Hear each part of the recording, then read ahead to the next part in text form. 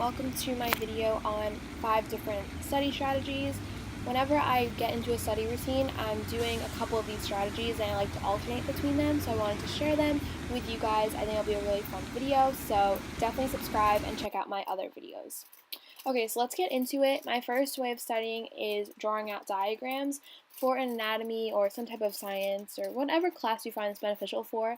This is a really good way of doing it. You are visualizing the information, you can identify parts and locations, and it's a really good idea. You can even color code depending on how crazy you want to get with it. I color coded some of the information, but I felt that because I'm not going to be tested in a colored fashion, I did not want to go crazy with the color. I just wanted to keep it black and white. So next are just, you could see all my different drawings, diagrammatics, and some are just like bone drawings and all that stuff. I find it really fun to do this because you get to see everything in front of you and you get to craft it your own way. Even if you don't know how to draw, you could trace and all that kind of stuff. So if you have a class that you can use this for, whatever class you think, definitely use it. It's a really good study method. I love this foot diagram. It's my favorite. You could actually put the stickers on and all that stuff. Next is OnKey. I found this site through a couple of my brother's med school friends. I used to think that it was some complex piece of software, but it's not. It's just a simple flashcard website. So definitely make an account and type in your information that you need to study, or you could even study some other students' texts, and it's really cool. It's a really cool way to just get information in your brain without really stressing. So it's just a really great way. If you need vocab or some hard terms and stuff, it's a really fun way.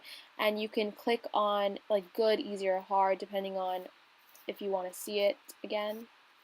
And then you're done. You just keep doing that. Also, Study Blue is a good method. I really like it as well. Next is an Excel spreadsheet. I like this when I'm making long and comprehensive charts. It's really important to do this because you get to see the relationship between, say, a muscle and another muscle. You can notice the same like origins and insertions if we're talking about muscles and just all that stuff. So if you have a large amount of information that has a lot of relation to each other, definitely try that out. Next is reading the textbook. I don't recommend always reading the textbook. I feel like it is a waste of time most of the time, but sometimes teachers' lectures aren't completely thought out and well done, I guess. So you kind of have to go back into the textbook and get either a better explanation or just a better way of doing it, just all that kind of stuff. I usually go in the textbook to look up better methodologies for chemistry and stuff. So that's what I do for the textbook. Next is if you have some type of lab manual or review book with questions and stuff. This lab manual has extra sort of slides and pages with practice, which is fun. So you could just do that, especially if you don't want to draw diagrams. You just go in your lab book and cover up the names with a sticker and you're totally good.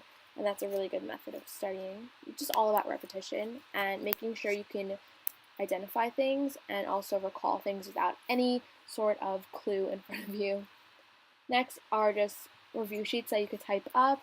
I like to do this for final exams. I like to create a review sheet and type it as I go, making sure I can understand that all of this information is on the exam.